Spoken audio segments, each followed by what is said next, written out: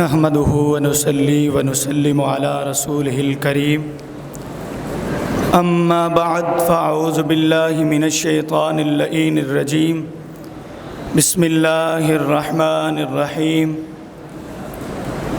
میری زندگی کا مقصد تیرے دین کی سرفرازی، میری زندگی کا مقصد تیرے دین کی سرفرازی، میں اسی لیے مسلمان، میں اسی لیے نمازی۔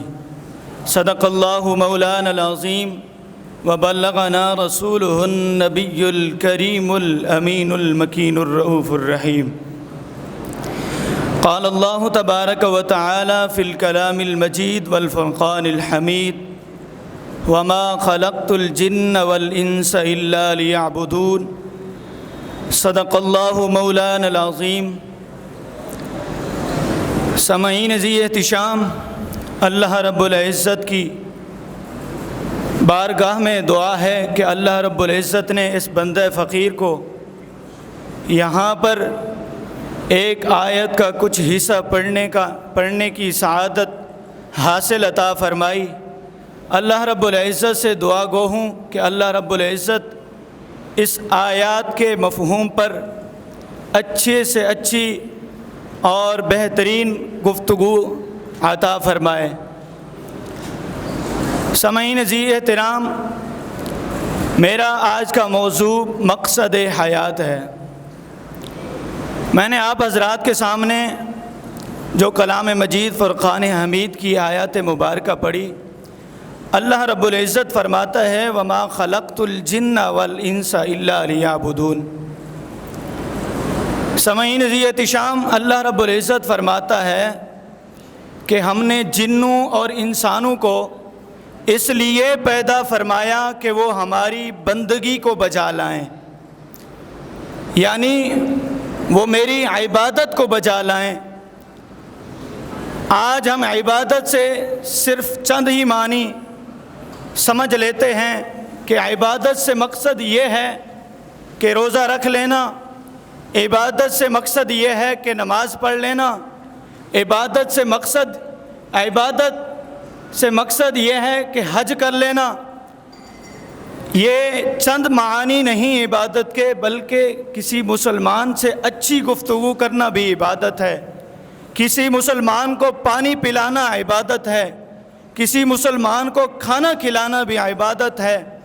سامعین ذی احتشام، اللہ رب العزت تو یہ فرماتا ہے کہ میں نے جنوں اور انسانوں کو پیدا اس لیے فرمایا کہ وہ میری عبادت کو، میری بندگی کو بجا لائیں۔ آج کا مسلمان عبادت سے کوسوں دور چلا گیا ہے۔ آج ہماری مساجد کی صفیں خالی پڑی ہوتی ہیں، ہماری مساجد میں الماریوں میں رکھے ہوئے قرآن کے غلافوں پر مٹی چڑھ جاتی ہے، مگر آج کا مسلمان اللہ کی عبادت سے غافل ہے۔ اس کی وجہ کیا ہے؟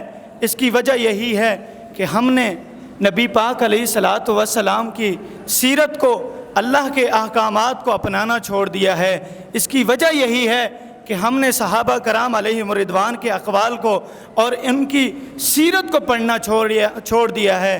سامعین ذی احتشام، کوئی بھی قوم، کسی بھی قوم کی کوئی ہسٹری پڑھیں اور ان کی کامیابی کا کوئی راز پڑھیں تو سامعین ذی احتشام وہ یہی کہتے ہیں کہ ہماری کامیابی کا راز صرف قرآن پاک ہے، ہماری کامیابی کا راز یہ اللہ کی واحد کتاب ہے۔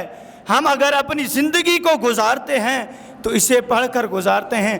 اللہ پاک نے ہر چیز، ہر کام کو بتانے کے اس میں راستے بتا دیے کہ اس کتاب کو پڑھتے جاؤ، اپنی زندگی کو سنوارتے جاؤ۔ سامعین ذی احتشام، آج ہمیں دھکیل کر مسجد کے اندر لایا جاتا ہے، نماز کا وقت ہو جاتا ہے، ہمیں دھکیل کر مسجد میں لایا جاتا ہے، حی علی الفلاح، حی علی الصلاح کی آوازیں گونجتی رہتی ہیں۔ آج ہم نماز سے غافل ہیں، قرآن سے غافل ہیں، احادیث سے غافل ہیں، صحابہ کرام علیہم الرضوان کی سیرت سے اور ان کے اقوال سے غافل ہیں۔ پھر ہم کہتے ہیں کہ ہمیں قرآن یاد نہیں ہوتا، پھر ہم کہتے ہیں کہ ہمیں احادیث یاد نہیں ہوتی، پھر ہم اس دین سے غافل ہو کر، اسے چھوڑ کر ہم مدرسوں سے چلے جاتے ہیں۔ سامعین ذی احتشام، مدارس تو بنائے اسی لیے گئے کہ اس میں آؤ اور اپنی زندگی کو سنوارو، اپنی زندگی کو کسی کام میں لاؤ۔ سامعین ذی احتشام، اللہ رب العزت نے ہمیں یہ ایک بہترین موقع عطا فرمایا، یہ ایک بہترین ہمیں اللہ پاک نے ادارہ عطا فرمایا۔ اس میں ہر علوم پڑھائے جاتے ہیں، اپنی زندگی کو سنوارنے کا ہر علم پڑھایا جاتا ہے۔ سامعین ذی احتشام، اللہ رب العزت سے دعا گو ہوں کہ اللہ رب العزت ہمیں ہر علم میں اور اپنی عبادت و ریاضت میں محبت اور الفت عطا فرمائے۔ دعا گو ہوں اللہ رب العزت ہم سب کو اس پر عمل کی توفیق عطا فرمائے۔